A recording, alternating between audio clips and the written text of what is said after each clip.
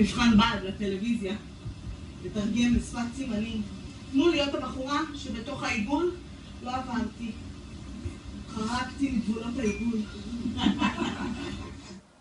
טקס קטן בבית כנסת, כמה בני משפחה וחברים שלו, כמה חברות שלי מהשירות שלי, תלמיד שלי לשעבר רועי. וזהו. חתונה. איך זה להיות שחקן בפרינג'? לא קל, לא קל בכלל, כי פרינג' בארץ לא מתוקצב, וזה שוליים. זה לא קל, אבל מצד הדבר שבעצם גורם לי לעשות את זה, ואני אעשה עוד מזה, זה כי זה ממכר, אתה מביא את עצמך.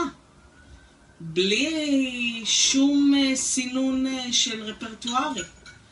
זה פרינג' זה לתת את עצמך, את כל כולך, לתת ביטוי למי שאתה ומה שאת, וליצירה.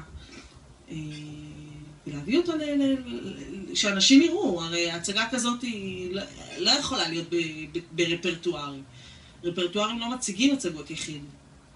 וזאת המתנה כאן, שיש לך במה.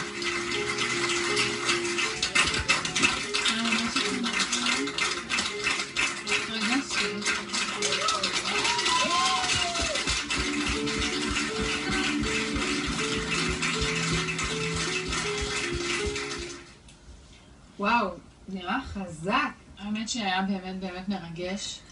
וזה כזה, את יודעת, את שומעת תיאטרון, את חושבת שתגיעי למקום ענק, וזה באמת מקום ממש ממש קטן, זה כמו להיכנס הביתה, וזה נותן המון להצגה. מאוד משפחתי.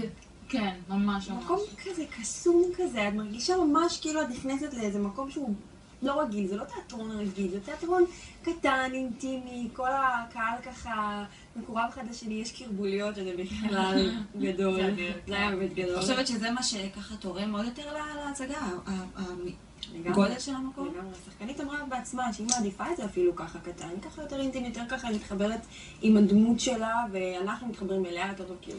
כל אחד עם עצמו, ולא הרבה אנשים סביבנו, זה תמיד כיף, תמיד כיף.